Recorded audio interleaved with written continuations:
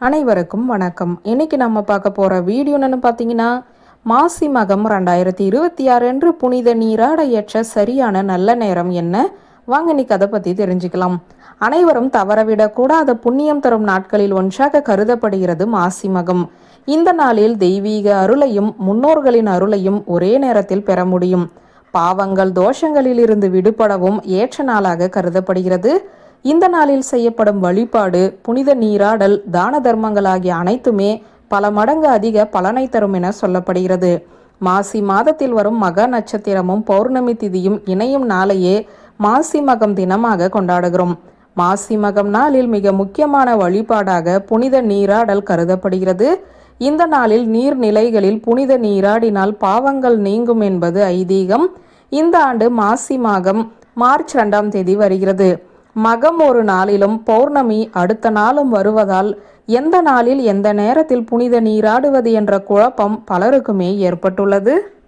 மகம் நட்சத்திரம் மார்ச் 2ஆம் தேதி காலை 8:17 மணிக்கு துவங்கி மார்ச் 3ஆம் தேதி காலை 8:07 வரை இருக்கிறது. இந்த பௌர்ணமி திதி மார்ச் 2ஆம் தேதி மாலை 6:29 மணிக்கு துவங்கி மார்ச் 3ஆம் தேதி மாலை 5:52 மணி வரை இருக்கிறது. நீங்கள் புனித நீராட ஏற்ற நல்ல நேரம் எதுவென்று கேட்டால், மார்ச் 2ஆம் தேதி காலை 9:05 மணி முதல் காலை 10:25 வரை அல்லது பகல் 12:05 மணிக்கு பிறகு நீராடலாம். அப்படியும் இல்லை என்றால் மார்ச் 3ஆம் தேதி காலை 8 மணி வரை நீராடலாம்.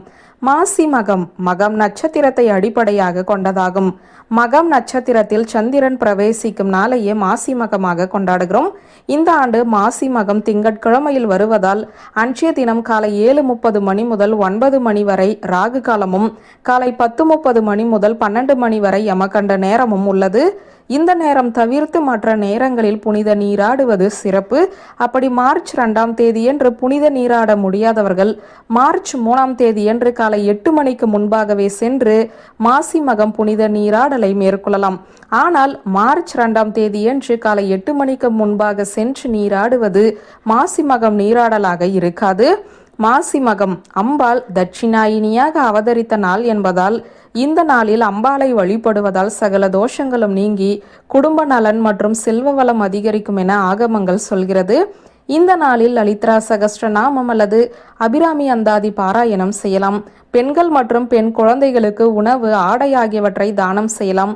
அதே போல அம்பாளுக்கு குங்கும அர்ச்சனை செய்து வழிபடுவது, விளக்கு பூஜை செய்வது ஆகியவற்றையும் செய்வதால் அம்பாளின் பரிபூரண அருளை பெற முடியும்.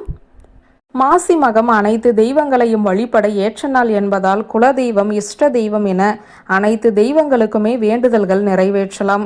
அக்னி வடிவமாக இருக்கும் சிவபெருமானுக்கு இந்த நாளில் சுத்தமான கங்கை நீரால் புனித தீர்த்தங்களால் அபிஷேகம் செய்வது சிறப்பு. அதே போல முருகப்பெருமானுக்கு சந்தனம், பன்னீரால் அபிஷேகம் செய்து வழிபடுவது சிறப்பு.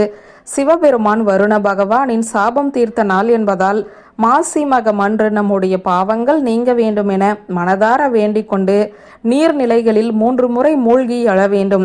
அதோடு தண்ணீர் பஞ்சம் இல்லாமல் உலகம் செழிக்கவும் வேண்டிக் கொள்ள வேண்டும். வியூவர்ஸ், இந்த வீடியோ உங்களுக்கு பிடித்திருந்தால் லைக், கமெண்ட், ஷேர் பண்ணுங்க. நன்றி.